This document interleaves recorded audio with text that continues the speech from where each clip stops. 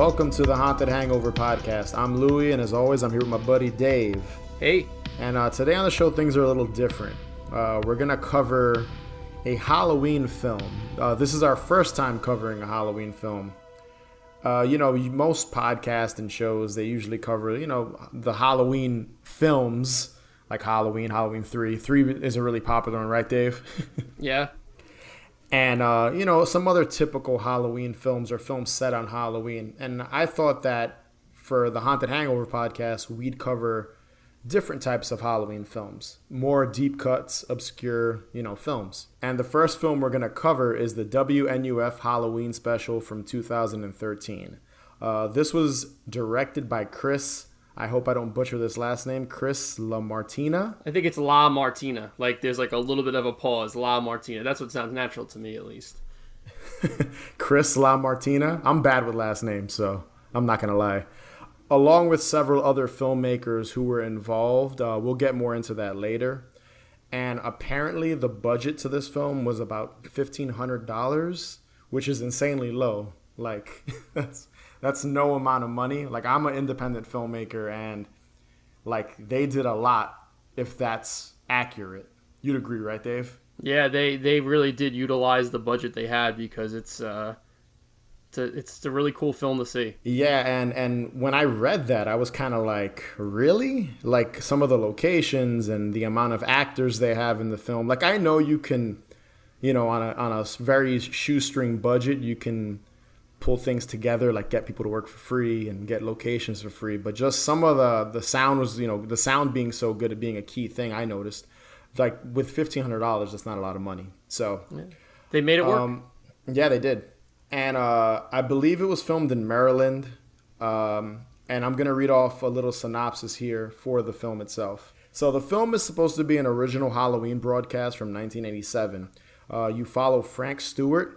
He's kind of like a TV personality / host, kind of like a Geraldo Rivera, but like the public access version. Yeah. Right? That's like the best way to describe him.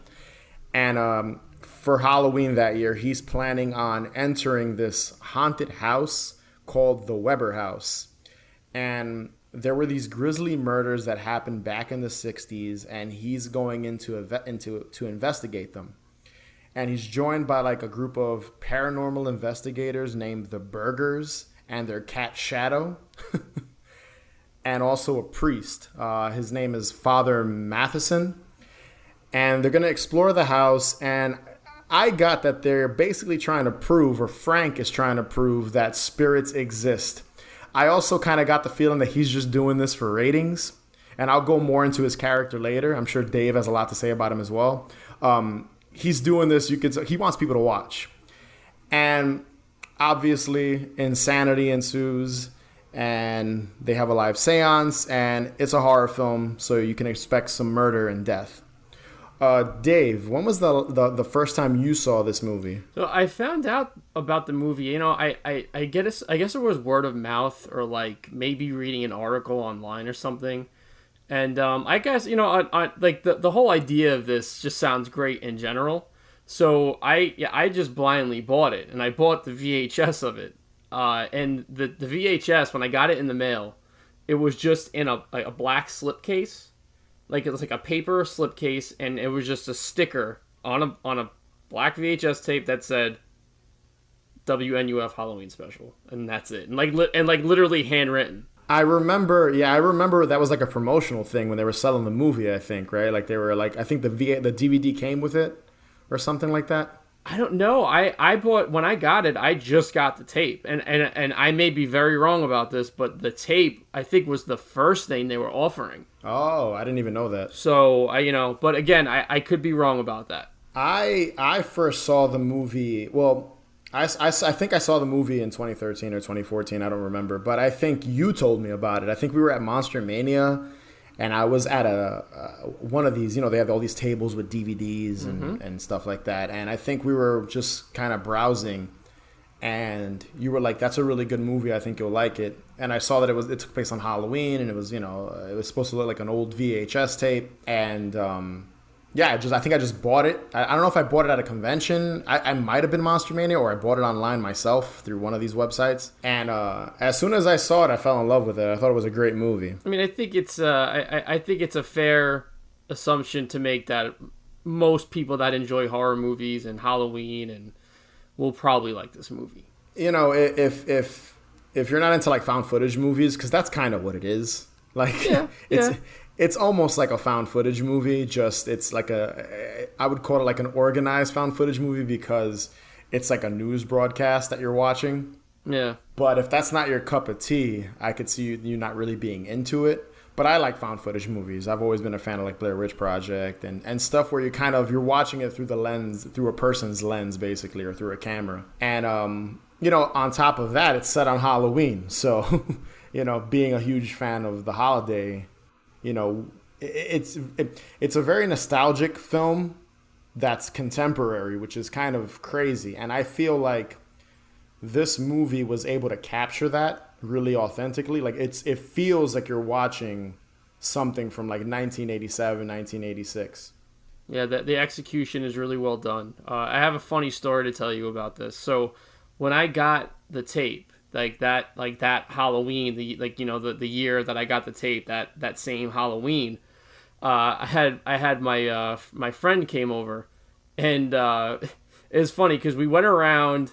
Like, it was literally like so you got a picture like two mid guys in their 20s riding around on bikes. I was wearing a skeleton jumpsuit, and he was dressed up like Cyrus from Trailer Park Boys, and we were literally just riding around in like suburbia. And I had this whole thing planned out where we went out like till like midnight and we watched the Halloween special. And I lied to my friend and I said, I found this tape in my basement. I forgot I taped this when I was a kid. I was like, it's this Halloween special, and it's really awesome. And he's like, oh, that's great. And, you know, he didn't know that I was lying. But it was pretty funny because that's how believable this is that it really does, you know, it really does look like it was made during the time it's supposed to be set in, and everything that comes with it. Yeah, and that sounds like an awesome Halloween, by the way. It was. I think you showed me pictures of that once.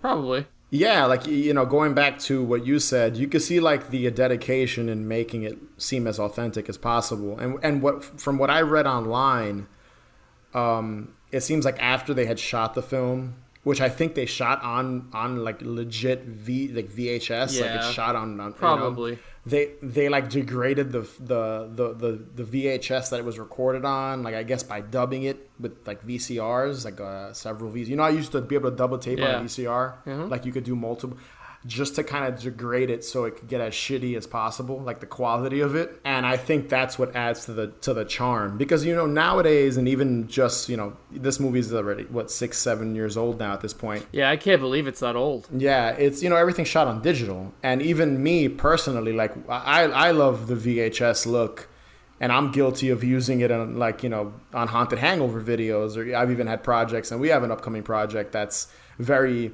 VHS centric, but we fake it. We don't actually shoot.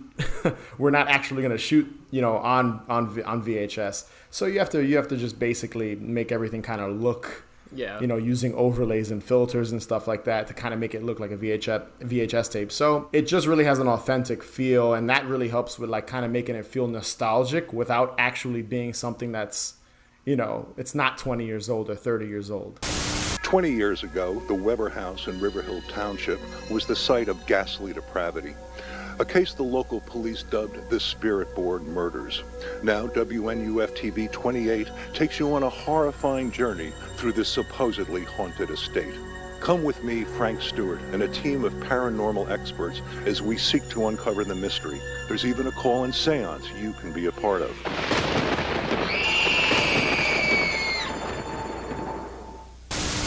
So the film itself is sort of bookended by a news broadcast.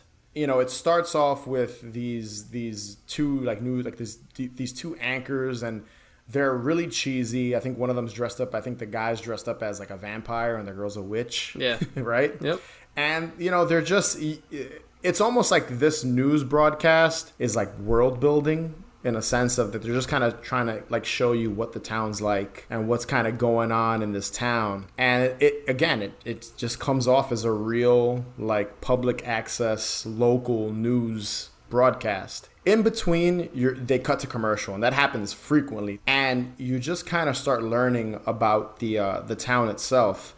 And I think one of the funniest moments was they cut to like a little like news. There's two funny moments in there. I think it's the first like 5 minutes is they cut to like a dentist who hates like he doesn't hate Halloween, but like he doesn't like candy, or he thinks kids should like bring in candy, and he gives them cash or something like that. Yeah. And it's just funny because it like legit seems like a real like news broadcast. They talk about the 1-year anniversary of like this little kid that was killed. It was like a Halloween slaying where like this little kid was dressed up as like an army soldier. I'm surprised they did what they did with that. And let's just say I don't think that they would have gotten away with it if they would have made that now. No, definitely not. But it is silly. But yeah, I know exactly what you're talking about. Yeah, and it's a pretty dark joke, and the whole film is more a black it's horror, but it's also like a black comedy. Yeah, because it's morbid humor, and that joke, which we're gonna cover some spoilers later on in this episode, but that joke is really dark. Yeah, it is. And the funny thing is, another aspect of the film is they fast forward, and in that very moment they fast forward a bit, so you get the sense that this is a VHS that belongs to somebody. Like they recorded it earlier that night and they're kind of going back and watching it, because you do fast forward through certain segments of the film. Last Halloween, David knocked on the door of retired military service member Colonel John Regis. Young David, dressed in his army fatigue costume, was looking for treats. What he found was devastating. Suffering from shell shock, Regis mistook the child for a Vietnamese soldier. He shot the 7-year-old trick-or-treater, fatally wounding him. I mean, he loved G.I. Joe. I have to say, every single commercial ad are all like authentically done, and like you can't even like they don't miss a beat. Like if you were ever a kid and you'd watch like the public access channel, or you'd watch like Channel 11 News, which I used to watch all the time, like you would see like these local ads. For instance, they'd have like like some local car dealership, some local arcade, and all of those are in this film. They do quite a bit of the commercial breaks, and like some of my favorite ones, like, and it's actually mentioned throughout the TV broadcasts, which is another aspect that I really do like about the films, because a lot of the things tie into each other in the commercial world. Yeah. Like the Tokens Video Arcade and Pizzeria, that's mentioned a few times. And like the commercial for it is great. Like it's just like the most typical, teenagers in an arcade eating pizza. Like, but it's done so well, it's believable.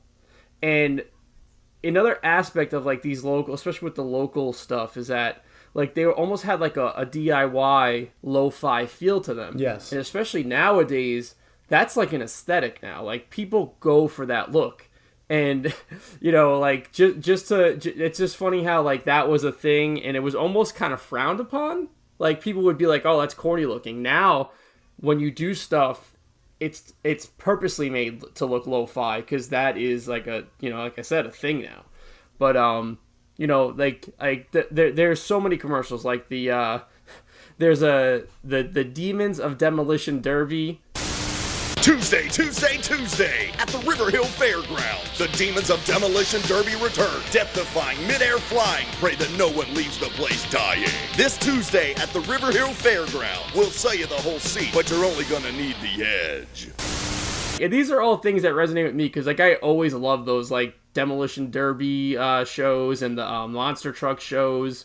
Then they have like the fake trailer like films.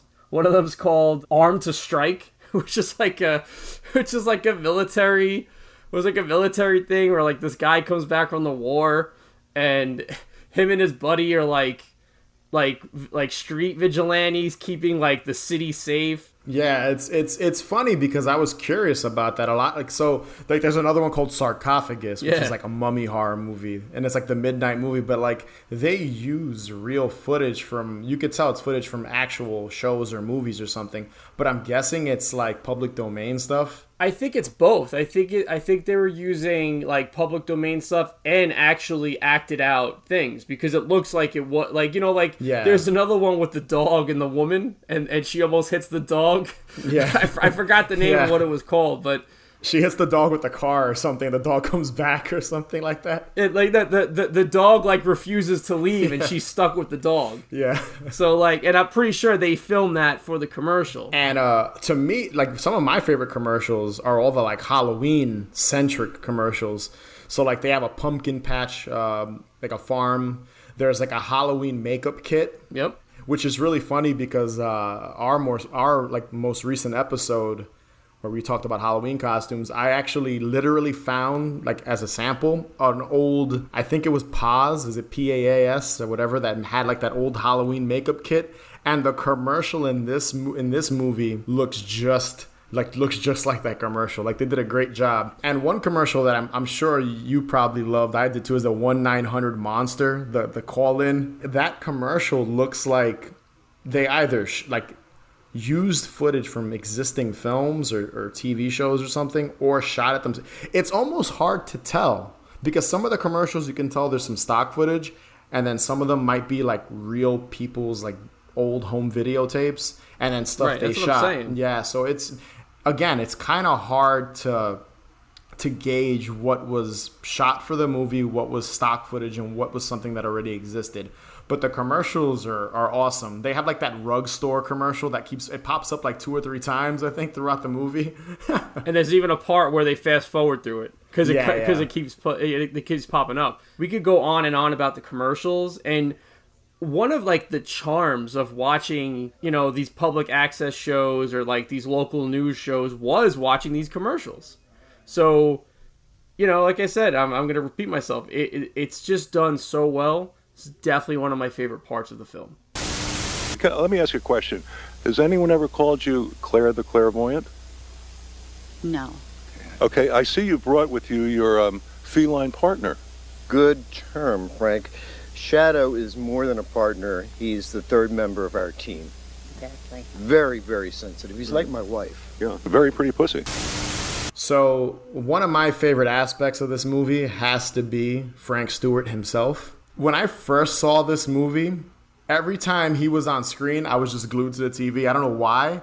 Like, the character is so sarcastic, and he's just a huge dick that it's hysterical. Like, it's hilarious. He obviously doesn't believe in ghosts. He doesn't believe in evil spirits.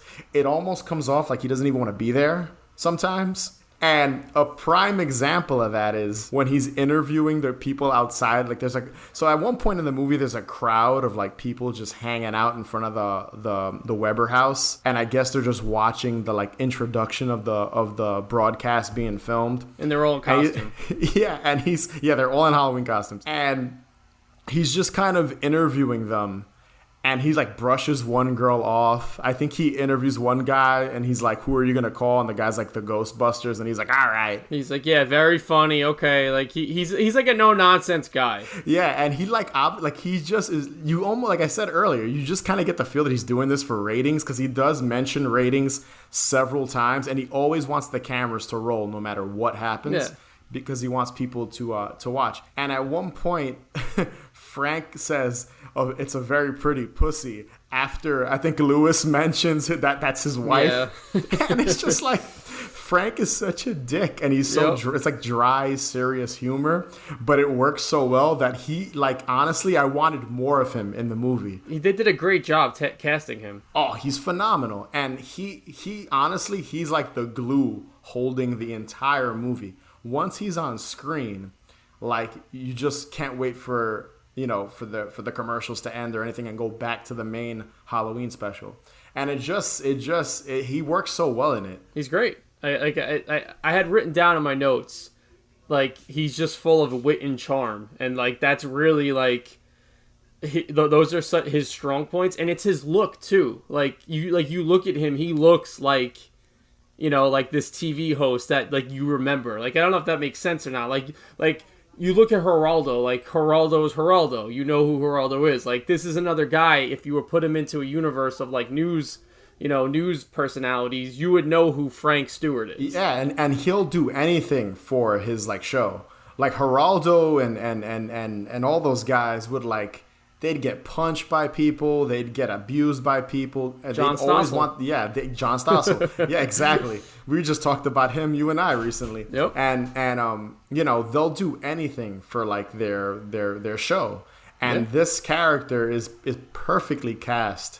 And it's so believable. Like you'd think this was a real guy, and it's great. And and like I said, you actually put it very well that he really is the glue behind the entire film, because there are times where some things can get drawn out too much, and he does save it. Like his character 100% saves could save the movie from it being, getting a little too repetitive. Yeah, because it's funny because I guess when they wrote the script, they must have known, like, okay, every time we cut back to Frank, the story moves with him. He's taking them through the different parts of the house.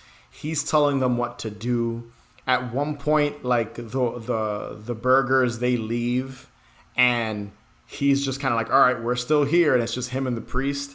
Like, he refuses to... he wants those ratings. He does not want this to end. He doesn't want the show to end until he has some sort of proof or something. It's a little vague because you kind of get the sense that he doesn't believe in it. Or at least I did. He doesn't believe in ghosts or spirits or evil forces. Right. But he still wants, like, he's telling the priest, you have to perform an exorcism. He wants the burgers to find some sort of evidence, even, and it's just, even I think at one point when Shadow is killed, he like tells the cameraman not to look. Yeah, he tells the cameraman not to look down at like the body of the cat, like the dead mutilated body. But like, it's weird, but he's such an interesting character that, I don't know, I think without him this movie wouldn't be as strong. You know what I mean?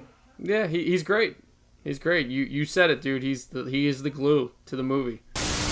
Let's open up the lines for our first caller. Okay, anyone? Come on, send your calls in.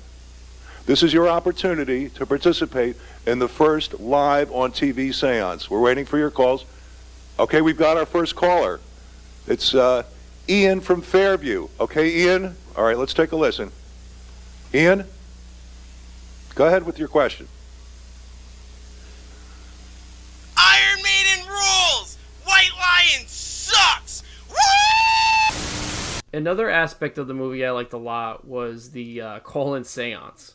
And I like how, like, throughout the news broadcast, they like go about it. They always say, first time on television, call-in seance. So like they're trying to capitalize on that too. Just that whole idea of watching a seance on live TV and having people call in and, like, ask questions and stuff like that. That's something, like, if I was a kid and even now, like, I couldn't wait to watch that. So it is a unique idea to bring into, like, something on live TV. I wish they did it now. Yeah, and it's funny because that's what the whole movie, the way it kind of moves from scene to scene is, it's leading to that, because that was kind of what they were advertising. Like when you watch the beginning, it's their selling point. Yeah, it's the selling point. They're kind of pushing, okay, we're going to have our first ever live seance and you can call in. And the funny thing is, all the calls they get are bullshit calls. I don't think they get it's all people not being serious. And it's funny because that scene, right when that happens, is when things start to get worse, if you notice in the movie. Like, the equipment, I think, is broken just before that. Like, the burgers, they're, like, recording equipment. And then the cat, Shadow, was killed right after that. So it's like that's like the main turning point for the whole film. And it's just so funny how I think one of the calls, I forget what one of the calls are. I think they, like, someone calls and they're just like, White Lion sucks or something. I forget what bands. He's like, Iron Maiden rules, White Lion sucks. And it's just funny how, like, even like when Frank's outside with the crowd, they don't take him serious. and when they're during the live seance, they don't take them serious. And every call, I think they only have 3 calls, and every call's bullshit. So I find it so funny. Just the idea of a call-in seance on live television is such a cool thing to me, and such like a, like it just creates this imagery in my head of like the word seance itself does. So like for me, that was just a really cool aspect of the film. And the funny thing is, it's not even really a seance. They don't do anything. No, they don't do anything. I think they have her like, because she's supposed to be like a clairvoyant or whatever, and they have she's a her, clairvoyant, and like. She's like, I can't do it without the cat. I can't do it without the equipment. And then like you basically get like, they're all con artists. Everybody in this room, like during this live seance, they're obviously con artists because like with the burgers, they like you even see a commercial later on of them like after they leave the house. I think you see a commercial for like their book that they're like hawking on TV or whatever. So it's like that whole scene is like 4 people that don't know what the fuck they're doing. Like, it's just I want to say that I really like the way they look. The burgers, they were really they were cast very well, and like they do look the part. Oh, they do. You know what I'm saying? Sure. Like, if they could have just got some like corny looking people and like gave them some like like dark attire to wear, but they really do look like what they're supposed to be. They're obviously like based on the Warrens. Oh yeah. And the priest is great too, and the whole thing with him, you find out that he's not actually a priest. He was just like an actor wearing a costume at the very end. But it's, the whole scene is just it's so funny. And with this movie, and I don't know if you felt this while you were watching it, but there's like a sense of dread throughout. Like you kind of feel like something is gonna happen. Yeah, there's something off, but you don't know when, and it kind of just happens because you are getting caught off guard with the commercials and Frank being just a dick and being just kind of funny and kind of just dry humor that he has. But like you could just sense that something isn't right, and when it starts to slowly unfold, you're like, okay, that makes sense. Members of Harvest are making strong efforts to protect their community from what they call the dangerous nature of Halloween. Monsters, demons, witches? These things should not be celebrated. They should be cast out, destroyed. Christians holding Halloween parties and making haunted houses for school children. It's blasphemy. So an aspect of the movie that kind of it plays throughout the entire thing is there's this anti-Halloween like Satan's Night group called Harvest, and they this group thinks that Halloween is satanic and blasphemy, and their plan is to boycott the holiday and pray all night in a church. And you're introduced to them early on, but it is sprinkled throughout the entire movie so that you remember that they exist, because it does tie into the ending, which we'll get to later. And, for me, I thought that group and that aspect of it worked really well. As well as there's an entire portion that has like I think just talking about Satanism, like there's actually Satanists. So in this town, there's a group of people that don't like Halloween and think it's evil, but then there's also Satanists running around. Yeah. So I just found it funny how like this one place has there's 2 groups of people doing that, and the portion that focuses on the Satanism people or whatever, the Satan people, like it goes into, there's even like pictures of like dead dogs and shit. Yeah, the satanic panic thing was a thing, and that's probably just the movie's way of doing their own version of that. So, because it was all over especially in Long Island. Like there was the case of the Acid King, Ricky Casso. I mean, he that was all part of that. So, the satanic panic was like a huge part of the 80s culture, especially dealing with Halloween and horror movies and whatnot, and it all ties into this movie. Yeah, and I think they did that on purpose because they focus on the 2 groups. So you're focusing on the Harvest, the group that hates Halloween. And then they also focus on Satan, like Satanism people, whatever, satanic people, or that group. And when you're watching the movie, you're kind of like, all right, these people are important.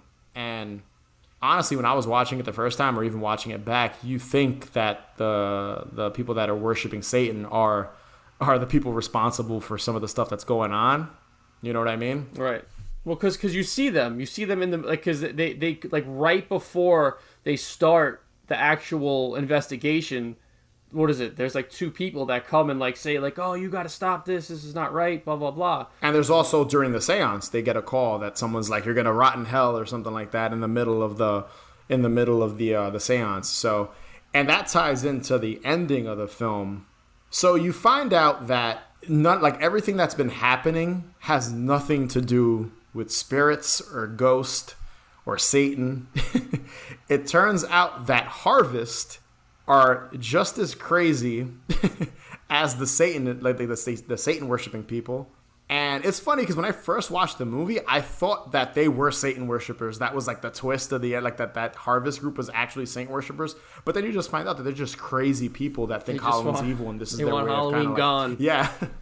And like their way of kind of like, you know, showing everyone that Halloween's evil is by hurting this group of reporters and paranormal investigators and a priest. So it's just really funny. And for me, I enjoyed the ending. I thought it was really smart writing because, like you said, early on, we hear about this group and, you know, we get hints of them here and there throughout the film. Then at the very end, you're like, oh shit, it was them the entire... There's no ghost in the house. It had nothing to do with the Weber murders. You know what I mean? You wouldn't expect that. Yeah, you know, I personally am not a fan of the ending.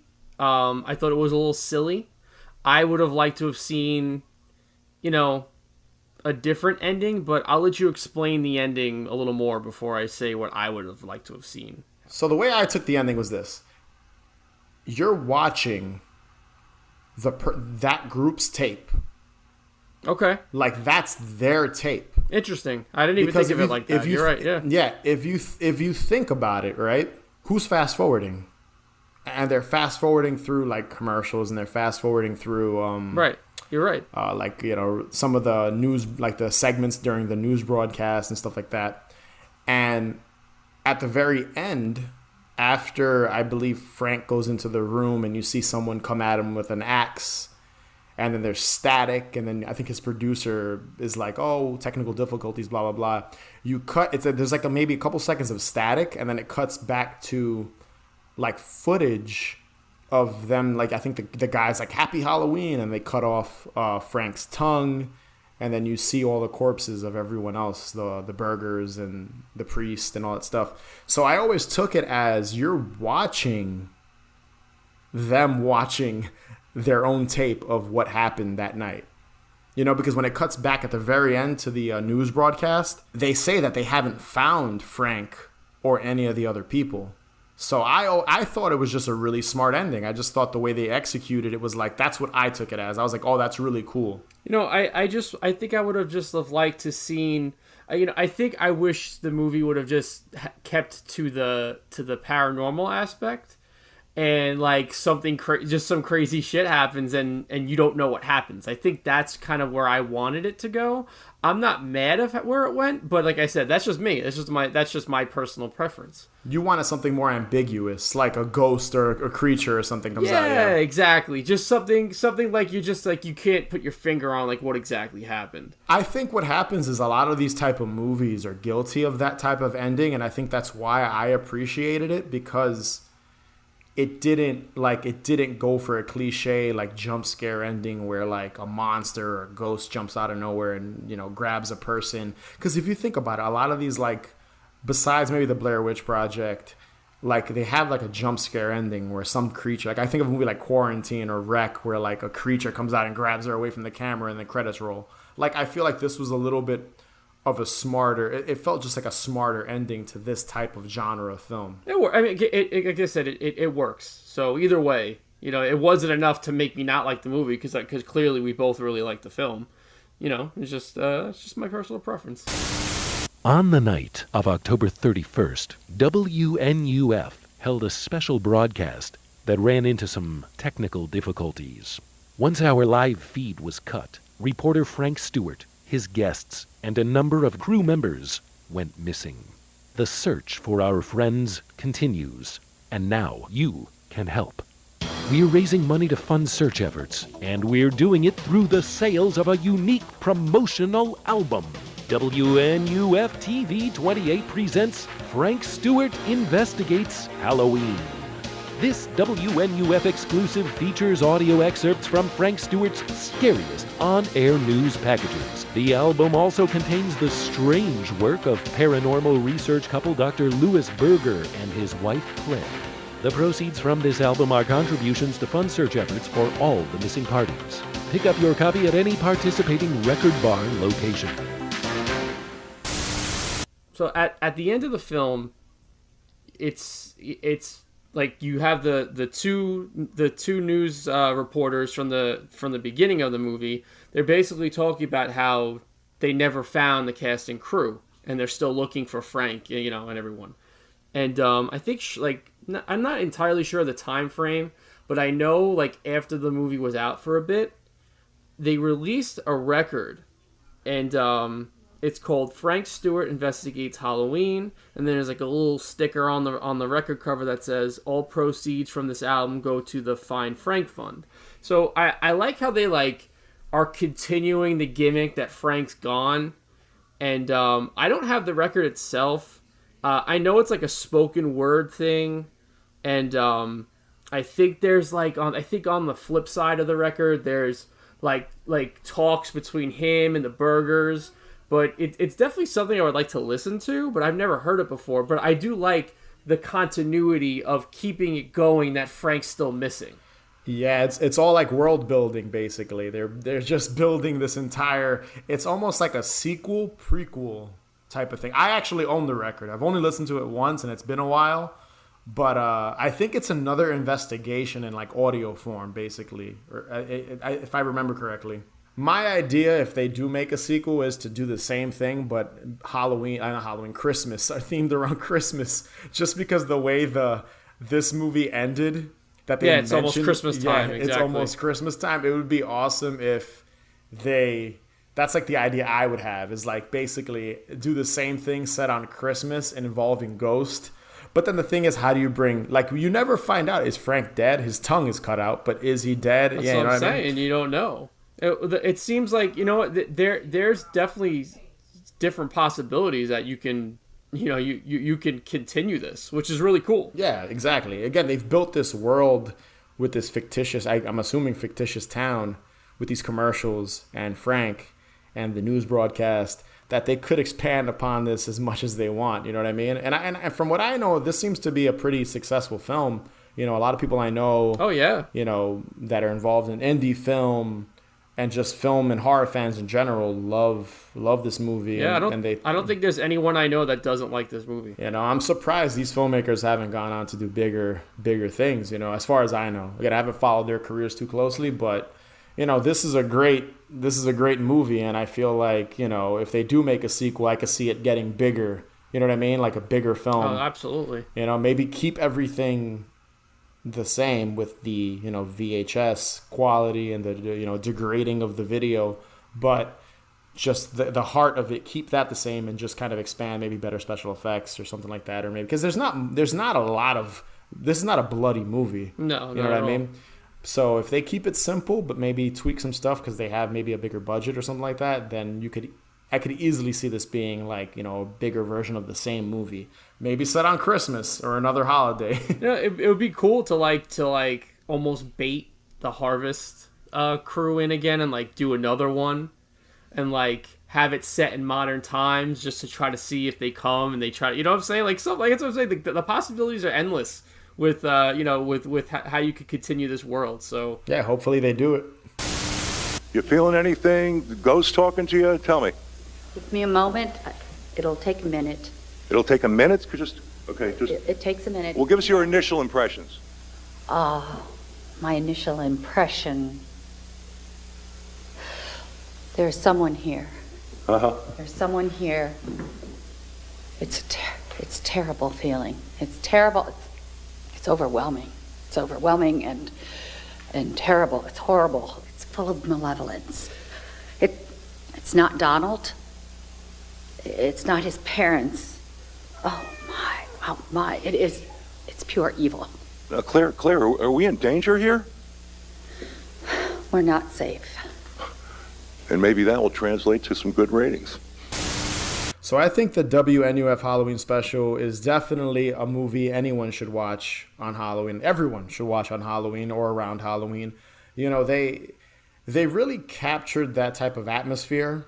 You know, fun fact, I made a movie set on Halloween, and that's a really hard thing to achieve, that look and that feel. And I feel like this movie captured that 100%. Like it feels like something you'd watch in the 80s or 90s on a Friday night on Halloween or before Halloween. Like those Halloween specials, I feel like they don't do this. They don't, like, the real version of this doesn't really exist as much anymore. No, I guess it was such a thing when like Nickelodeon was on and all that stuff. But yeah, it's not like it was. It's not like how this is, because it was like this back in the 80s. Yeah, and I think now there are like ghost hunting shows that do something like this, but I don't know. It doesn't feel the same way. Maybe we're just kind of acting like old men. I don't know, but you know what I mean? Like, it just doesn't feel the same. It doesn't feel the same. And this movie, I feel, should be up there with, you know, Halloween 3 and Halloween and Night of the Demons and all these other Halloween films that people watch every year. You know, there's a core group of Halloween films that people always watch, and I think this definitely should be, you know, up there with them. It definitely has a place, and you could definitely lump it in with the Hocus Pocus and Halloween 3 and what's another Halloween? Halloween Town. Like all those, it has its place among all of them. Watch The Great Pumpkin and then put this on afterwards. And do what Dave did. Don't tell anybody what's gonna happen. Just put it on and see. Oh, it worked. It was that when I bought it, I was like, I'm doing this. I'm gonna trick my friend, and he believed me because that's how believable this is. Yeah, it's a perfect movie to watch on Halloween. It's every person I've put this on for that doesn't even know what it is falls in love with it and loves it and really just enjoys. And it's only, I think maybe 80 minutes or 85 minutes. It's an hour and 22 minutes. Yeah. You could throw it on and just have fun with it. You know, it's the perfect movie to put on late at night at the end of Halloween. That's my best way of describing it. That's exactly what we did. We watched it at midnight. I specifically made my friend watch this at midnight. So yeah. Watch the WNUF Halloween special. Haunted Hangover approved. It rules. Hey, creeps. Do you want to hear horrifying tales of vampires, zombies, werewolves, and more? Then pick up your phone and dial the premier horror hotline, 1-900-MONSTER. Talk directly to demons so scary you'll be dying for more. Under 18? We'll get your parents' permission before calling. $2 for the first minute, 45 cents each additional minute. 1-900-MONSTER. Dial in and freak out. All right, so that's our review of the WNUF Halloween special. Be sure to subscribe, follow us on Instagram and Twitter at Haunted Hangover. And if you could rate and review us, that would be greatly appreciated. And remember, the best cure for a hangover is more booze. Later, guys.